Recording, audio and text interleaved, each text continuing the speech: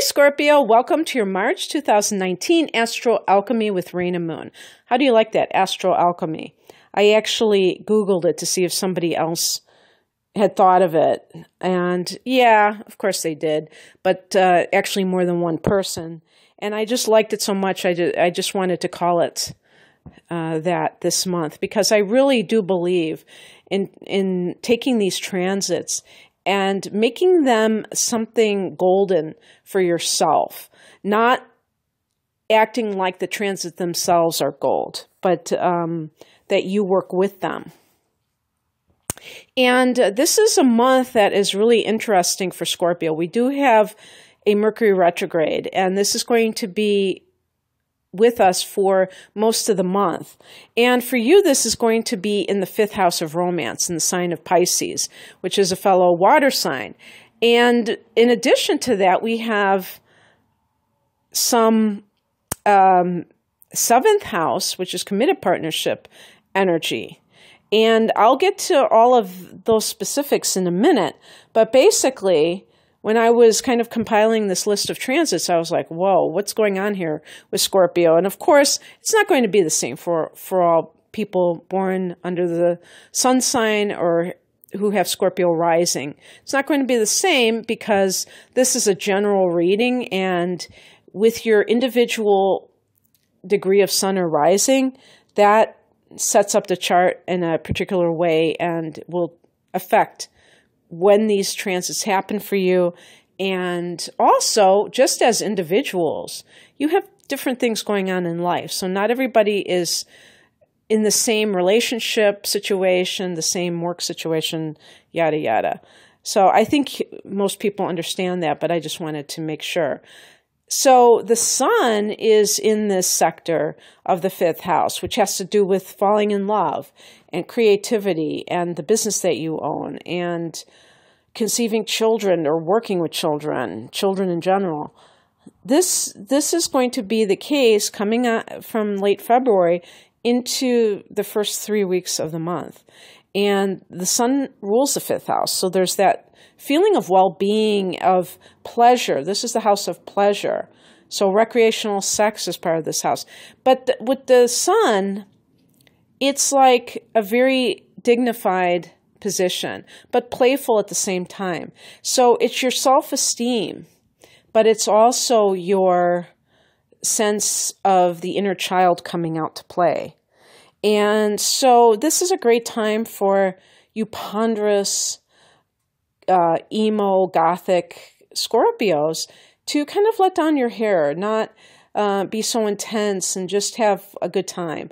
It's, you know, it's not that any of those things are bad in and of themselves, but sometimes we have a tendency as human beings to get bogged down in emotions, heavy emotions, or just being very serious about life in general. And this is a month to experience pleasure, parties, concerts, all kinds, if you like the theater, things like that. That's all indicated with the 5th house. So any amusements, things that you do for fun.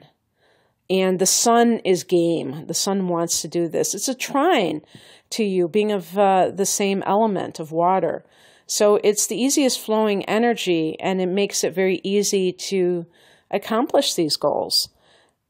As the month begins, in addition to the sun being in that 5th house, we have on the 1st, Venus going into Aquarius. And this is the 4th house of home and family. So Venus was in the sector of the local area and also your siblings. And now it's in the sector that is connected to your mother and connected to your home base and your family of origin in general. So if there were any kind of conflicts within the family, they may get smoothed out. This could be great for profiting from real estate in some fashion. I mean, of course, if you're a realtor, you could be, maybe there's a bonus in it for you. Or if you're selling a house, maybe there's a lot of, you're able to finally sell it and everything goes swimmingly. What else? Redecorating your home. Not remodeling it like, you know, tearing down walls, or any breaking out things or whatever you call it, or remodeling, demolishing, what have you. That would be more like Mars in the 4th house. But just painting, getting new curtains or things like that to make things all purty. On the 5th, we have the Mercury retrograde. And this is going to be at 29 degrees of Pisces, the final degree, the sum of the transit of Mercury in Pisces, in that 5th house, turning around, retrograding, making you think about something, rethinking a love affair, rethinking a relationship. See, when Mercury retrogrades, you might get some person coming out of the woodwork to reconnect with you. And if you're the person who got ghosted, dumped, what have you, you may be kind of an eager beaver and like, oh, I want to go back with this person. I definitely have had clients who have had this situation, or just people commenting on one of my videos. And I'm always like, why? Because in the first place, there was a reason that the two of you broke up. And even if you did not want to break up, if that person, especially if they just disappeared on you, that's not a good sign. That's not a partner that you can really count on. So I don't find that okay behavior. And also, in addition to that, there is the piece about what does it mean to get back together. Does that mean that whatever was a conflict is now miraculously solved? Are you really even talking about your differences, or are you just kind of trying to sweep things under the rug and act like it didn't happen? So watch out for those people that come out of nowhere that you've really been wanting to get involved with. But I think this might be just an affair that you're having. Now, when I say affair, I mean, it could be literally like you have a marriage partner or a, primary partner, and this is some fling that maybe you think is a big deal, and maybe you're rethinking it because the other party might do something that makes you question their commitment. If they said they were going to leave their spouse, you might be like, I don't think that they really are, they don't seem like they're going to do this. So it could be something along those lines. On the 6th, we have, and it could be, like I said, some business, like the business that you own. You might be thinking, is this really profitable? I'm investing this money, I'm investing this time. How much am I getting in return? On the 6th, Uranus goes into Taurus for good. Well, not for good permanently, but I mean for the next 7 years. It flirted with Taurus back in May, that time period, and now it has come back after the retrograde back into Taurus. And this is in the house, this is your opposite sign, opposite house.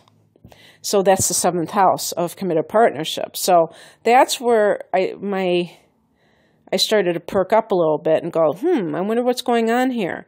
Because Uranus is a very erratic energy. It's like non-conventional, or I should say unconventional.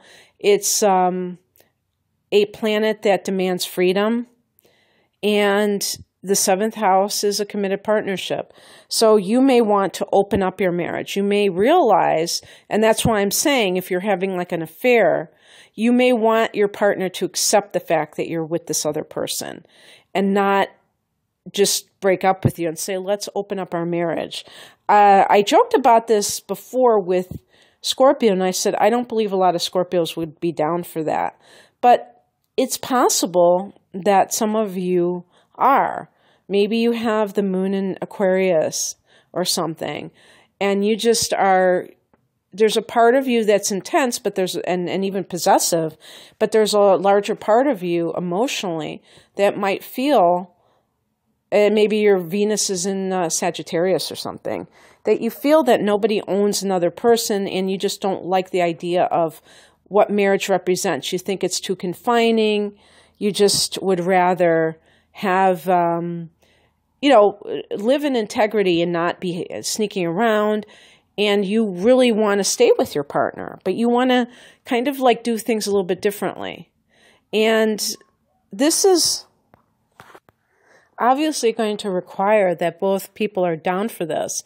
It could be even that you are kind of like you've been dealing with a partner who is very overbearing, with the sun, that committed partner, your primary partner, especially if they're a sign like Taurus or Cancer. Maybe they have been too demanding and possessive, and you feel a sense of not wanting to be under their thumb, and this was a way to kind of feel that sense, having an affair was a way to kind of like state your independence. Or maybe it was passive aggressive, depending on other features in your chart that would indicate, usually Scorpios, I think, are very powerful individuals, but sometimes in personal relationships, I think any sign, no matter how strong they are overall, they can have that weak spot, and they can be like wanting a relationship above all else and wanting certain features in a relationship. Maybe but I think it would be more along the lines of a partner is too restrictive in terms of how they view your place in the relationship. And with Uranus in that 7th house, you're craving freedom. And so that might just be, even if you are having an affair, it would suggest, if you're still legally married, that it was all done, it was all over but the shouting anyhow. And it was just like a matter of time before you were going to leave them. So that's happening, and it could just simply be with Uranus in the 7th house that you and your partner are going to, maybe you're going to study astrology together. You're going, there's going to be some kind of, or maybe you're going to be an astrologer and work with people one-on-one, because the 7th house can be any kind of, like your clients and stuff like that. On the 20th, let me say that on the same day, on the 6th, Uranus goes into Taurus, and then we have the new moon in Pisces. And this is in that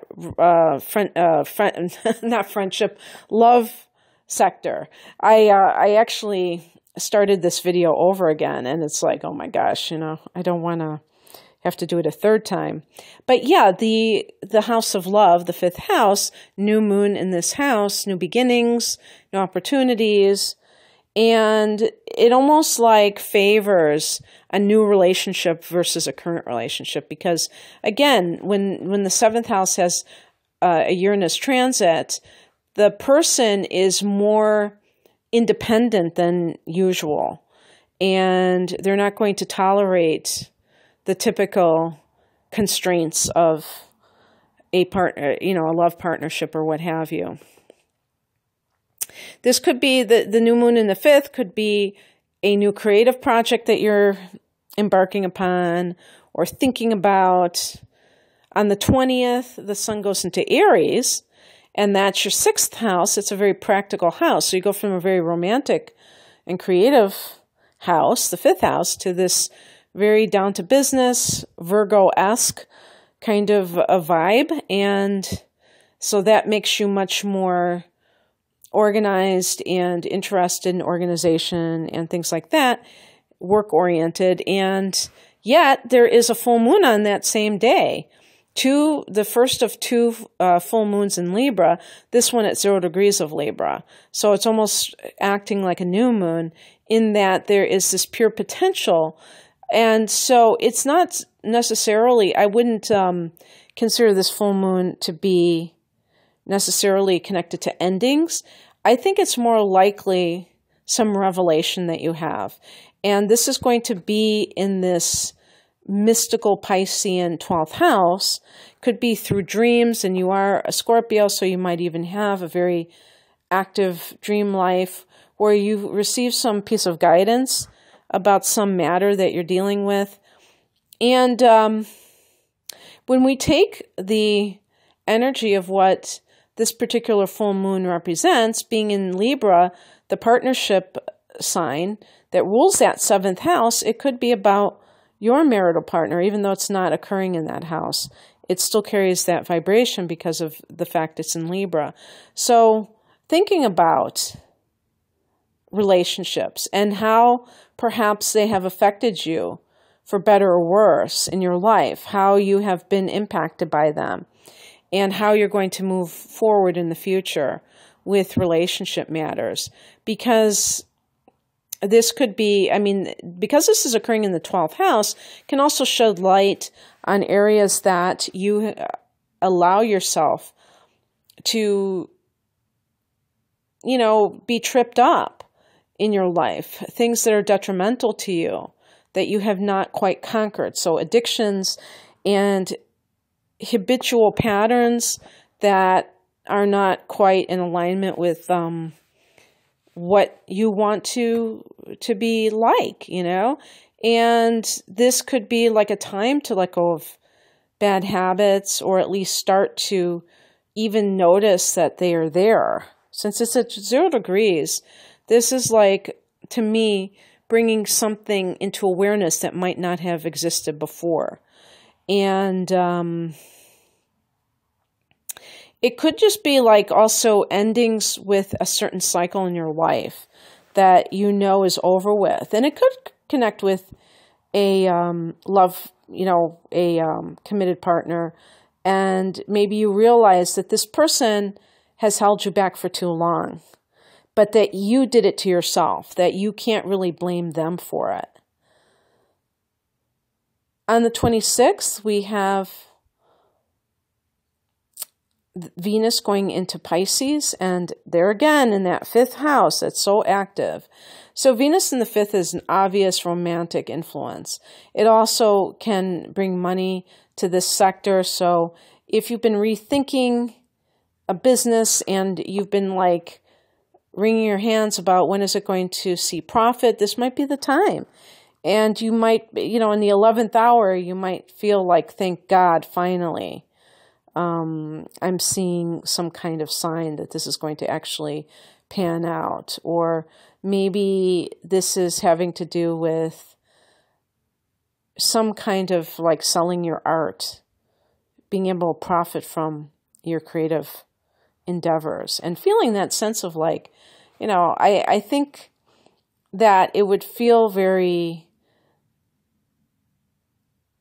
how can I put it, gratifying if you are artistic to be able to make money from creative projects, because they don't call them starving artists for nothing, you know. If our society valued beauty and creativity more, they would be the ones who are cleaning up. And of course, yeah, I mean, there are people that are artistic who do quite well financially, but in general,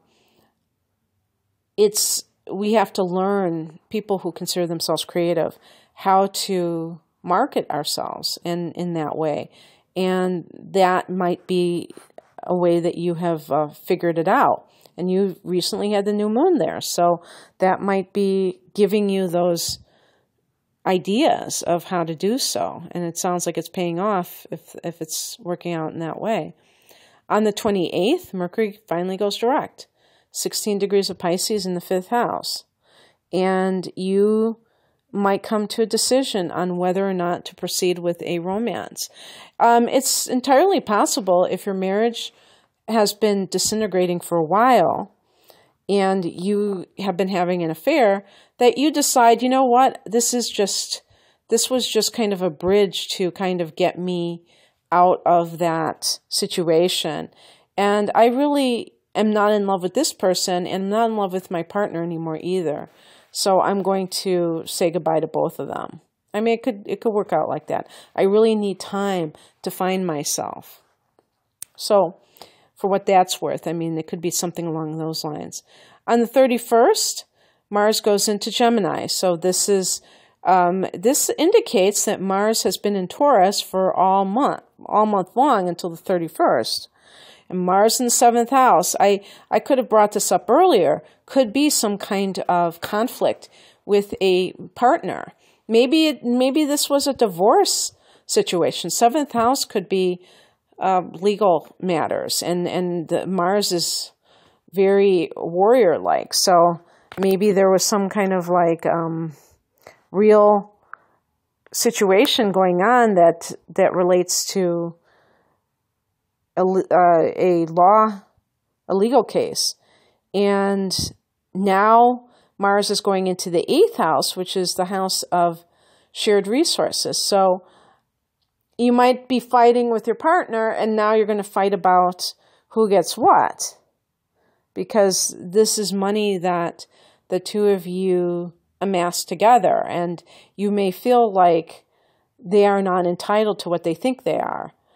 There may be some difference of opinion between the two of you in this regard.